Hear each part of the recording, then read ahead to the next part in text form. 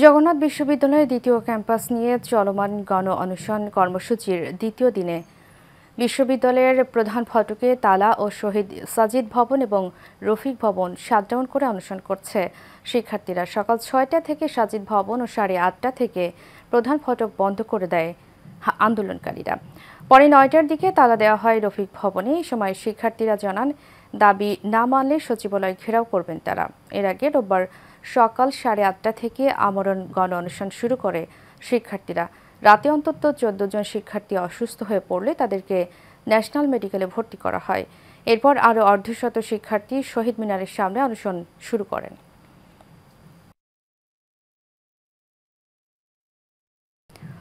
স্বরাষ্ট্র মন্ত্রণালয় থেকে কোনো পদক্ষেপ না নেওয়ায় চাকুরিতে পুনর্বহালের দাবিতে ফের সচিবালয়ের সামনে অবস্থান নিয়েছেন পুলিশের ৪০তম ব্যাচের অব্যাহতিপ্রাপ্ত শিক্ষানবিশ উপপরিদর্শকরা।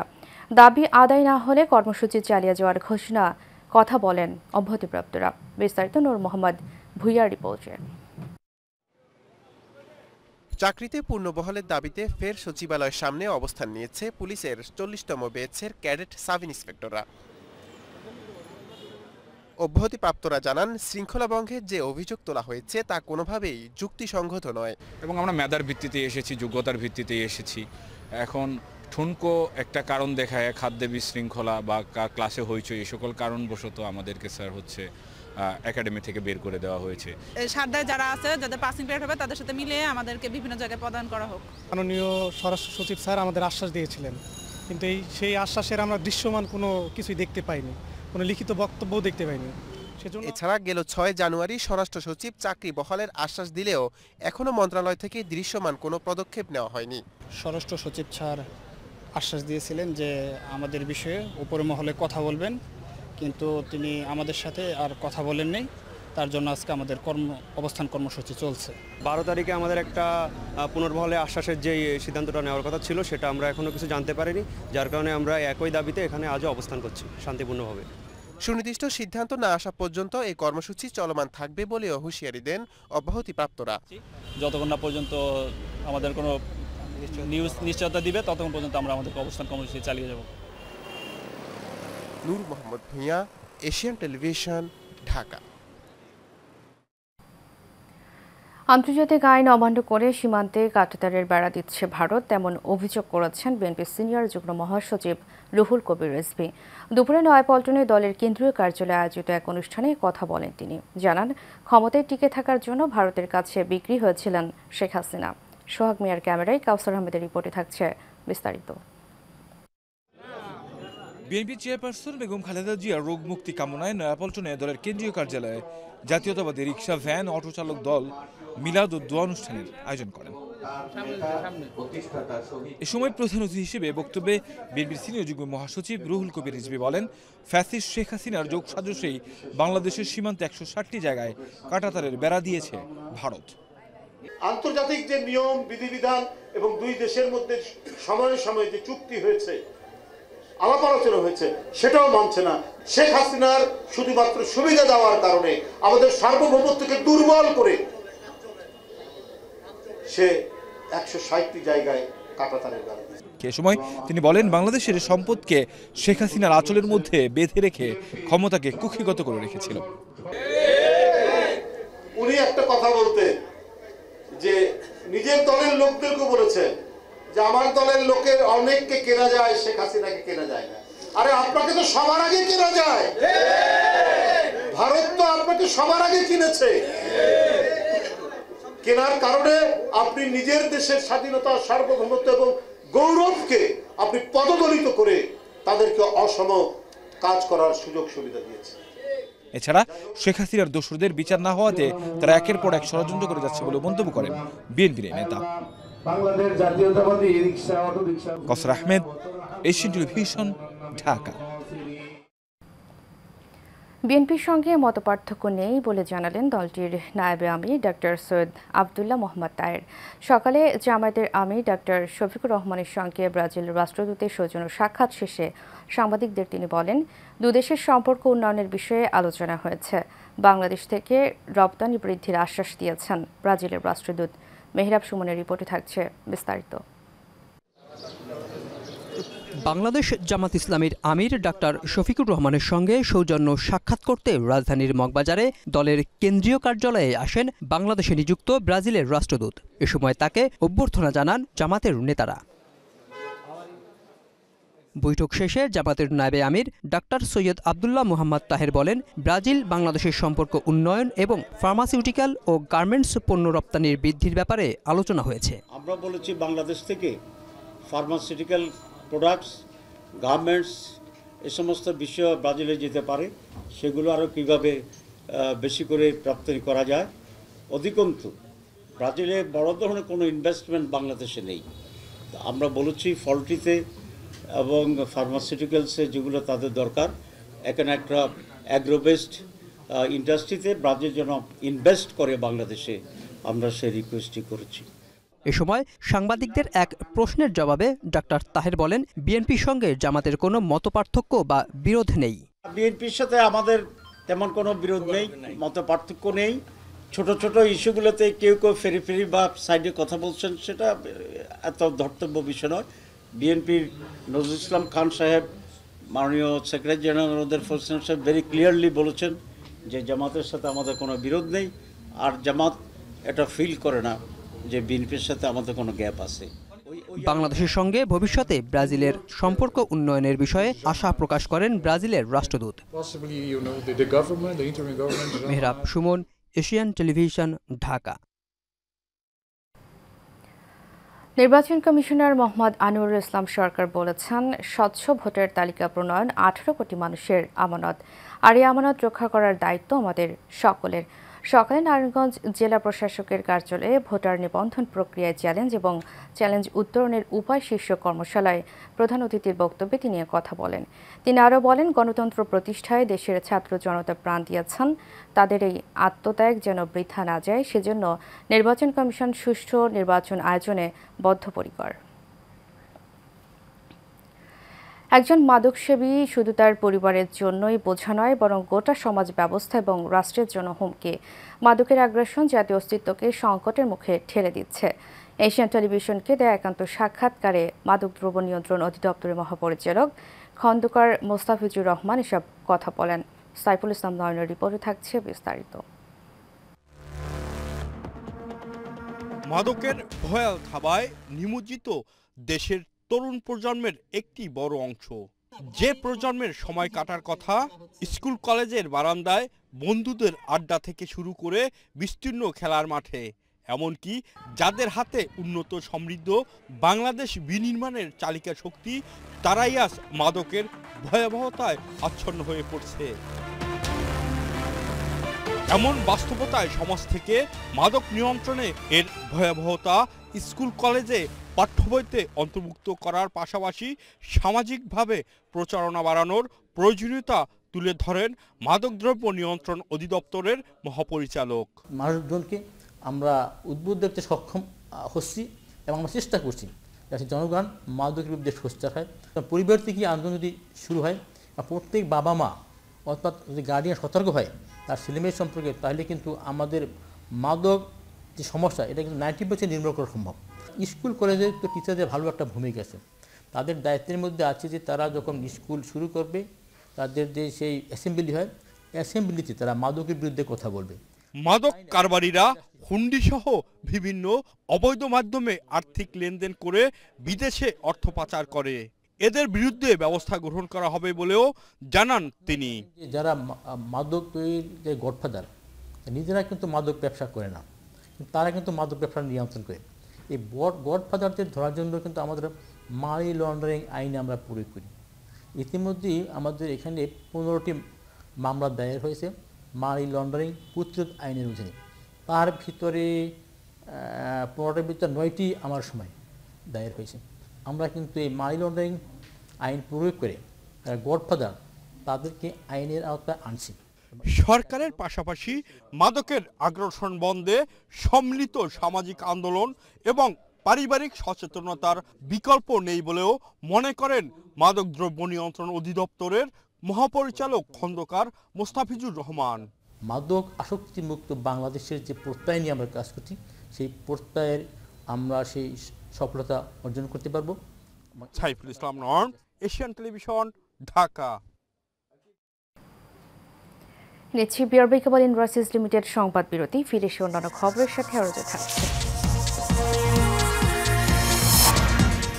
নতুন এলাকায় ছড়িয়ে পড়েছে লস অ্যাঞ্জেলসের দাবানল, প্রাণহানি বেড়ে 24, যুক্তরাষ্ট্রের পাশে দাঁড়ানোর ঘোষণা কানাডার।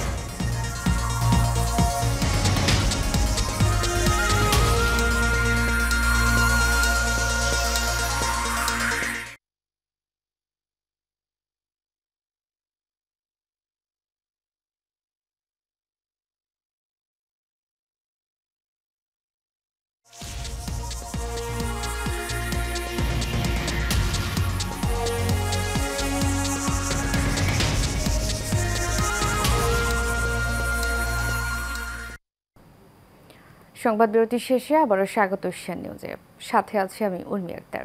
এ পর্যায়ে থাকছে সারা বাংলার খবর।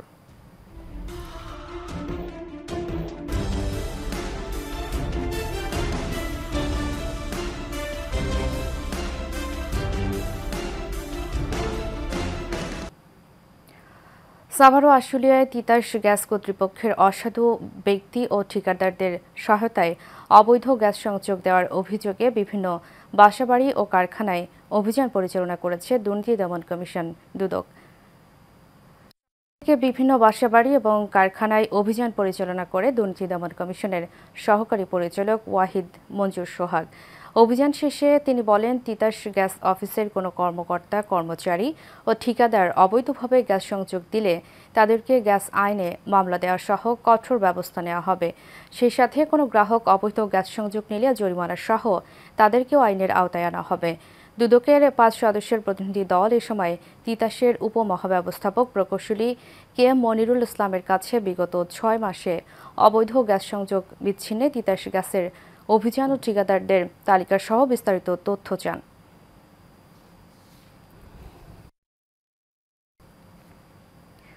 গাজীপুর ভোগড়া যমুনা ট্যাঙ্কি মোড়ে আন্ডারপাস নির্মাণে টালবাহানার প্রতিবাদ জানিয়েছেন এলাকাবাসী। তারা জানান, ভোগড়া বাইপাস চিটাগাং বিশ্ব রোড প্রকল্পের রাস্তায় যমুনা ট্যাঙ্কি মোড়ে নিরাপদে পারাপারের জন্য আন্ডারপাস নির্মাণ করার জন্য বিভিন্ন সময় মানববন্ধন ও বিভিন্ন দপ্তরে চিঠি দিয়েও কোনো সমাধান হচ্ছে না। এ বিষয়ে গাজীপুর ডিসি অফিস সহজ ও বিভিন্ন দপ্তরে আবেদন করা হয়েছে।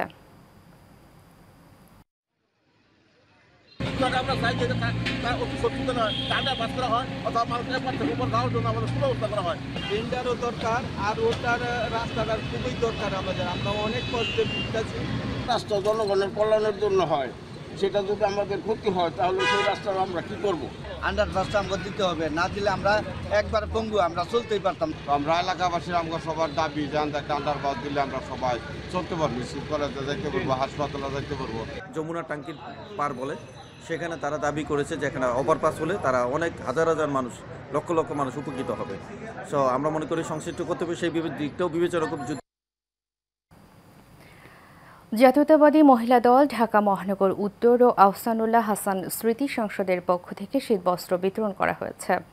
এতে উপস্থিত ছিলেন বিএনপির জাতীয় স্থায়ী কমিটির সদস্য ও সাবেক মন্ত্রী বেগম সেলিনা রহমান।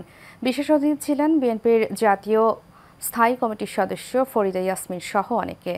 জাতীয়তাবাদী মহিলা দলের কেন্দ্রীয় সদস্য রিনা হাসানের উদ্যোগে এই শীতবস্ত্র বিতরণ করা হয়।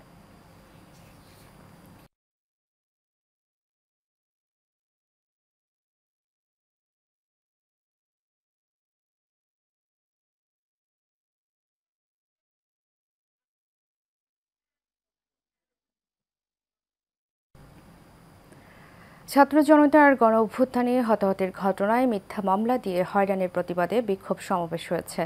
রাজধানীর মিরপুরে সনি সিনেমা হলের সামনে এই কর্মসূচি পালিত হয়।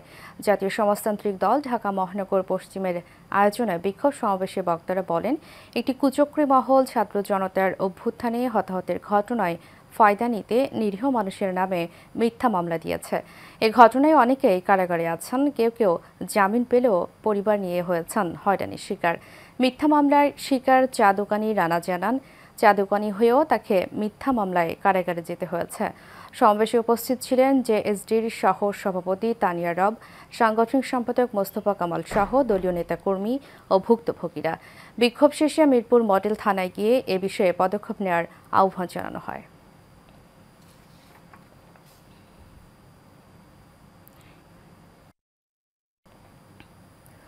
জামায়াত ক্ষমতায় আসলে দেশের মালিক নয়, জনগণের খাদেম হিসেবে কাজ করবে বলে জানান জামায়াতের আমির ডাক্তার শফিকুর রহমান। বাংলাদেশ কোরআন প্রশিক্ষণ কেন্দ্র কুয়েত কর্তৃক আয়োজিত আরদিয়া সানায়ার একটি খাইমাই কুয়েত প্রবাসী বাংলাদেশিদের প্রীতি সমাবেশে তিনি একথা বলেন। জামায়াতের আমির আরও বলেন, 53 বছর বাংলাদেশ পরিচালনায় যারা ছিলেন তারা সম্পূর্ণরূপে ব্যর্থ হয়েছেন।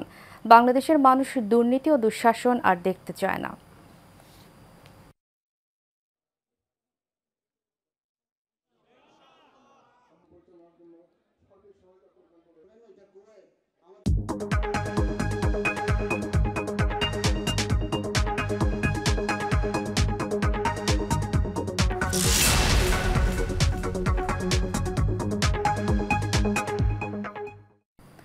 এবার এক্সিম ব্যাংক বাণিজ্য সংবাদ।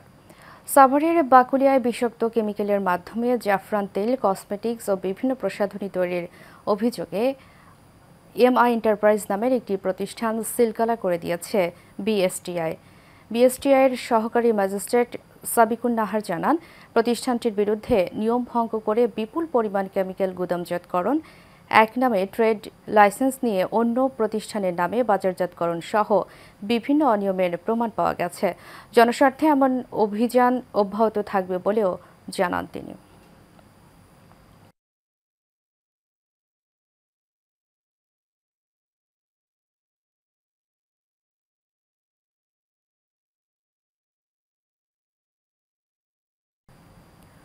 গাজীপুরের ঢাকা ময়মনসিংহ মহাসড়কের মাওনা চৌরাস্তা হোটেল নিউ প্যালেস আবাসিক হোটেলের উদ্বোধন করা হয়েছে। মাওনা চৌরাস্তায় হোটেল প্যালেস আবাসিক দীর্ঘ প্রায় 13 বছর যাবৎ সুনামের সাথে সেবা দিয়ে আসছে। সেবার মান উন্নয়ন করে মাওনা চৌরাস্তার হাজি আলী টাওয়ারের তৃতীয় তলায় উদ্বোধন করা হয় হোটেল নিউ প্যালেস। এ সময় উপস্থিত ছিলেন মাওনা চৌরাস্তা ব্যবসায়ী মালিক ফোরামের সভাপতি, সাবেক সহকারী পুলিশ সুপার আব্দুল কাদির, সাধারণ সম্পাদক রিয়াজউদ্দিন টিলার, পুকুরপাড় মসজিদ পরিচালনা কমিটির সভাপতি আলহাজ রিয়াজ উদ্দিন।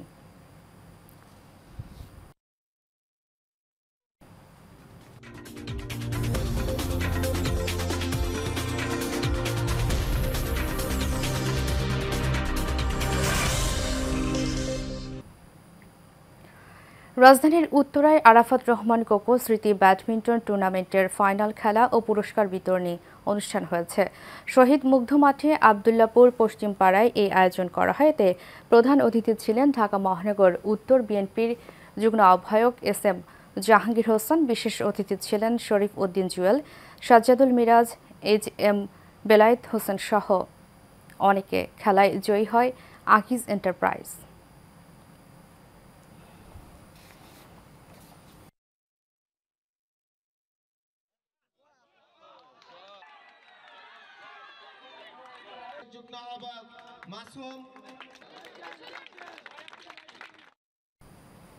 শেষ করব এশিয়া নিউজ। তার আগে বিআরবি কেবল ইন্ডাস্ট্রিজ লিমিটেড সংবাদ শিরোনামগুলো জানাবো আরও একবার।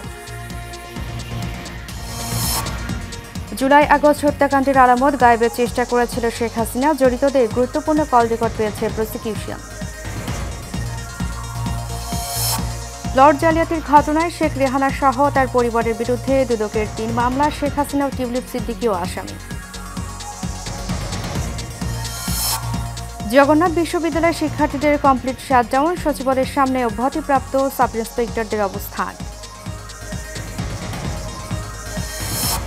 এবং আন্তর্জাতিক আইন অমান্য করে সীমান্তে বেড়া দিচ্ছে ভারত, অভিযোগ রিজভির। ব্রাজিলের সঙ্গে সম্পর্ক উন্নয়নের আশা জামায়াতের।